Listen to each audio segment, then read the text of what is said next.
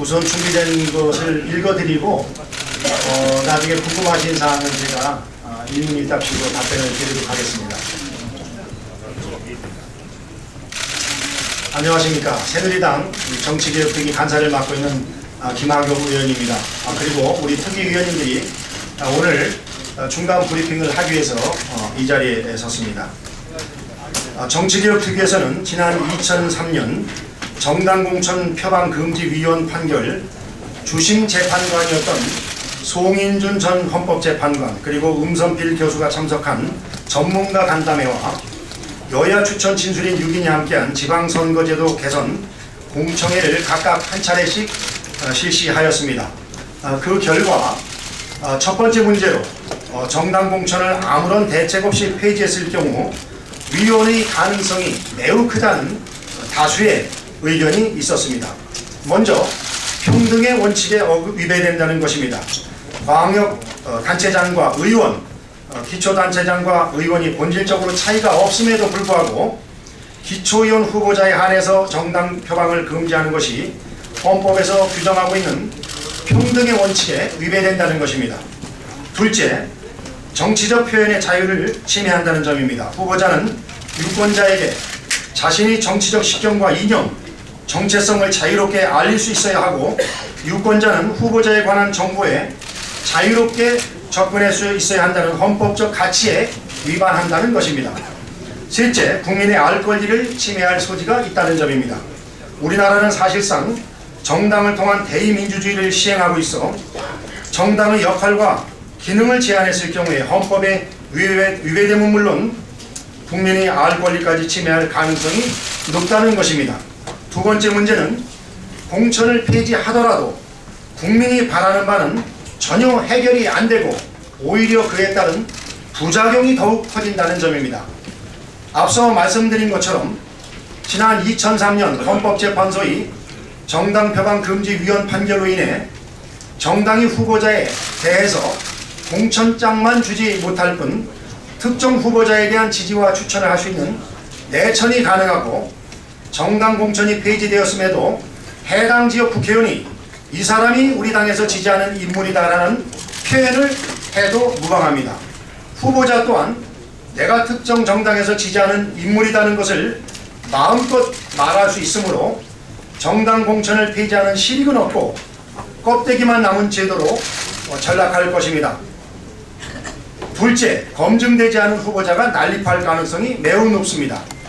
현재 정당은 후보자 선정 과정에 있어서 철저한 사전 검증 작업을 거치고 있으나 이와 같은 절차가 생략한 채 후보자 등록을 할 경우에는 국민들은 후보자가 어떤 능력을 가지고 있는지 도덕적으로 어떤 문제가 있는지에 대해서 정보를 얻기가 불가능하고 후보자 난립을 막을 방법이 없습니다. 셋째, 지난 20년에 걸친 노력으로 깨끗한 선거가 정착 단계에 와 있는데 이제는 4인 간의 선거로 변질돼서 혼탁 과열 금권 선거로 회귀할 가능성이 매우 높고 또 자치를 감추었던 선거 꼬르파들이 다시 활개를 치게 될 것입니다. 넷째, 현재 법률로 정하고 있는 여성의 정치 참여를 보장할 수 없고 장애인을 비롯한 사회적 소수자에 대한 배려 또한 정당이 책임있게 실천하는 것이 어려워지게 됩니다. 끝으로 유권자의 알 권리가 제한이 됩니다. 현재 대부분의 유권자들이 후보자를 선택하는 기준으로 정당의 정책을 우선시하는데 정당 공천이 폐지될 경우에는 이에 대한 정보가 제대로 전달되지 않기 때문에 유권자들이 혼란에 빠지게 될 것입니다. 이러한 문제점이 명백한 상황임에도 민주당은 정개특위를 통해서 드러난 문제를 어떻게 해결할 것인지에 대한 대안은 제시하지 않고 단지 대선 공약이었다는 이유만으로 정당 공천 폐지를 외치고 있습니다. 민주당이 진정으로 공천 폐지를 정당의 공천 폐지를 원한다면은 위원 문제와 제가 앞서 말씀드린 부작용에 대한 대안도 함께 제시해 주어야 할 것입니다. 만약에 대안 제시가 불가능하다면 여야 모두 지난 대선 공약 과정에서 이런 문제들을 면밀하고 신중하게 살피지 못한 점에 대해서 국민들에게 솔직하게 이해를 구하고 실천 가능한 정치개혁 방안을 내놓기 위해 최선을 다해야 할 것입니다. 우리 새누리당은 어떤 경우에도 공천과 관련된 국회의원의 기득권을 포기하는 상향식 공천제와 오픈 프라이머리를 도입함으로써 국민이 바라는 투명한 공천 시스템을 반드시 확립하겠습니다. 또한 국회의원이나 당협위원장과 후보자 간의 금전 거래를 일체 금지하는 방안을 적극적으로 검토하고 이를 위반했을 경우에는 정부에서 영구히 퇴출시키는 강력한 처벌 방안을 여야가 동시에 선언할 것을 제안합니다. 이와 함께 지방의회 소선거구제 도입, 교육감 임명제, 그리고 현재 복층구조로 되어 있는 지방의회의 단층으로의 효율적인 개편, 지자체장의 연임을 3회에서 2회로 제한하는 방안을 추진할 것입니다. 민주당에서도 국민의 기대에 부응하는 정치개혁안을 적극 검토해 주실 것을 요청합니다.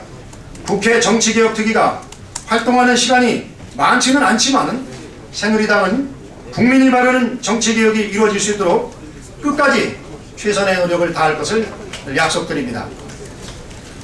궁금하신 점 있으면 말씀을 해주시기 바랍니다. 제가 참고적으로 현재 정치개혁특위에서 이와는 별도로 논의되고 있는 합의가 가능하다고 생각되는 그런 부분들에 대해서 말씀을 좀 드리도록 하겠습니다. 첫 번째는 제가 아까 말씀드린 것처럼 이 공천 비리에 대한 처벌을 강화하는 문제입니다.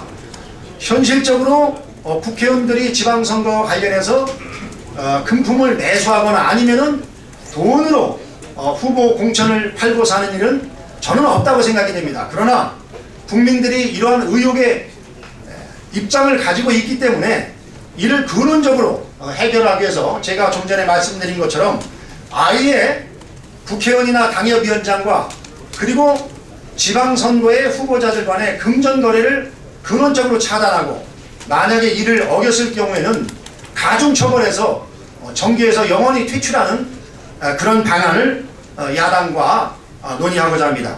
두 번째는 교육감 선거 투표용지의 개선을 통해서 소위 로또 교육감이라고 불리우는 번호를 잘 뽑음으로써 교육감이 되는 이런 후진적인 일만은 막아야겠다는 생각을 가지고 교육감 선거 투표용지 개선에 대해서 논의를 하고 있고 상당히 의견 접근을 가지고 있습니다. 다시 말씀드리면은 이제까지는 번호는 없습니다만은 위에서부터 추첨 순서에 따라서 명기를 하기 때문에 맨 위가 1번의 역할을 대행하고 있고 그 다음이 2번의 역할을 대행하고 있고 1, 2번이 당선될 그런 확률이 60%에 달했습니다. 그래서 이것을 종이 아니라 횡이 아니라 종이죠, 맞죠?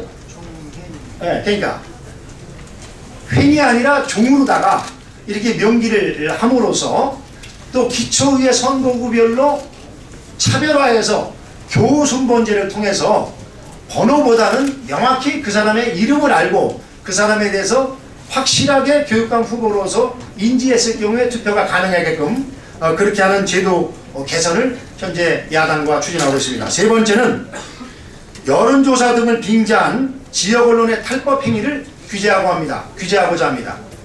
예를 들면 지금 지역신문에서 선거 때 정확하지 않은 그런 여론조사를 통해서 지역의 여론을 오도하는 일들이 왕왕 벌어지고 있습니다. 그래서 이를 해결하기 위해서 여론조사 공정심의기구를 선관위에 설치를 해서 여론조사가 공정하게 이루어질 수 있게끔 그렇게 시정해 나가도록 하겠습니다. 네 번째는 공무원 선거 범죄에 대한 제재를 강화하는 문제입니다. 현재는 공소시효가 6개월로 돼 있어서 예를 들어서 6개월만 넘기면은 어떤 시장이나 군수에 대해서 공무원이 열심히 선거운동을 해도 6개월이 지나고 나면은 오히려 이익을 볼 수 있는 그런 일이 있기 때문에 이 공소시효를 10년으로 넓혀서 아예 원천적으로 공무원의 정치 개입을 차단하는 이런 혁신적인 개혁을 하고자 합니다. 다섯 번째는 공직 후보자의 전과 공시제와 정당 이력제를 도입하는 그런 문제입니다. 특히나 지금은 범죄 경력이 아주 간단하게 명기가 돼 있어서 실질적으로 유권자들이 그 사람이 구체적으로 어떤 죄를 저질렀는지에 대해서 알 방법이 없습니다. 그래서 이 범죄 사실 기재를 보다 상세히 하는 방안을 추진하도록 하겠습니다. 여섯 번째는 이 정치 뿌로코에 대한 처벌을 강화하는 문제입니다. 이제까지는 유권자들에 대한 금품을 살포하는 그런 소위 후보자들에 대해서는 철저하게 지금 법이 강화되어 있지만은 실질적으로 오히려 후보자들에게 금품을 요구하는 뿌로코들에 대한 처벌은 약한 실정입니다. 그래서 이러한 정치 뿌로코에 대한 처벌을 강화하는 이런 6가지 문제에 대해서 정치개혁특위에서는 야당과 긴밀하게 협의를 해서 정말 국민들이 바라는 그런 정치개혁을 해나가고자 합니다. 이상 제가 말씀은 다 드렸고요. 기자분들 뭐 궁금하신 점 있으면 제가 설명을 좀 드리도록 하겠습니다. 제가 거듭 말씀을 드립니다만은 지금 제가 말씀을 드리지만 이런 겁니다. 저희가 지금 새누리당이 예를 들어서 공천을 안 하는 것이 마치 약속을 지키지 않은 꼼수처럼 이렇게 일부에서 생각을 하고 있는데 그것은 전혀 사실이 아닌 것을 제가 명백히 밝혀드리겠습니다. 왜냐하면은 지금 명백한 위원 시비가 있다는 것이 우리 새누리당 의원들이 얘기하는 것이 아닙니다. 심지어는 야당에서 추천한 그런 진술인들조차도 이 위원 시비에 대해서 상당히 경계성 있는 그런 발언들을 했습니다. 그렇기 때문에 국회의원이 실질적으로다가 아무리 대통령 선거의 공약이라 하더라도 헌법에 위배되는 그런 입법을 할 수는 없다고 저는 생각이 됩니다. 그래서 이런 문제들과 그리고 공천제를 폐지하게 됐을 경우에 국민들이 바라는 것들이 이루어져야 되는데 실질적으로 국민들이 바라는 그런 정당 배제라든가 중앙정치 배제라든가 이런 것들이 전혀 현실 법률화에서 이루어지지 않고 오히려 아까 말씀드린 그런 부작용들이 늘어나기 때문에 저희가 고민을 하는 거지 결코 공천제 폐지를 하지 않기 위해서 하는 것은 아니라 그런 제가 말씀을 드리고 이런 문제에 대한 대안이 마련된다고 하면은 저희가 이런 공약에 대해서 실천 안 할 이유가 없다. 이런 말씀을 제가 분명히 드리고 솔직히 말씀드리면은 야당의 많은 의원님들도 대한민국의 정당 정치를 평화하고 또 정당이라는 것이 선거 때 국민을 대표해서 선거 활동을 하기 위해서 정치 활동을 하기 위해서 국고로도 지원을 해주고 정당 후원금 제도도 보장을 해주고 있는데 이게 선거 때 정당을 배제하고 선거를 치르는 것은 이건 정당 정치를 기본적으로다가 인정하지 않는 잘못된 처사다 하는 이런 의견들을 야당 의원님들도 개별적으로 저에게 많이 주장을 해주고 있습니다. 그리고 저는 아까 말씀을 드렸습니다마는 만약에 이런 위원 시비와 그리고 부작용을 없앨 수 있는 대안을 마련한다면 그 대안을 근거로 해서 저희가 얼마 남은 기간 동안 협상을 할 것이지만 그런 대안이 현실적으로 불가능하다고 보면은 대선 공약 자체가 충분하고 면밀하게 검토되지 못한 점에 대해서 국민들에게 여야 정치권 이것은 여당만 공약한 것이 아닙니다. 오히려 야당에서 먼저 공약을 했고 우리가 또 공약을 한 사항이기 때문에 여야 공이 국민들에게 이러한 점에 대해서 솔직하게 이해를 구하고 제가 아까 말씀드린 것처럼 실현이 가능하고 그리고 국민들의 기대에 부응하는 그런 공천 개혁을 이번에 해나가는 것이 저는 맞다고 생각이 됩니다. 예, 뭐 특별한 일 없으면은 이상 마치도록 하겠습니다. 그리고 오늘 제가 말씀드린 것은 이메일을 통해서 다 보내드리도록 하겠습니다. 감사합니다.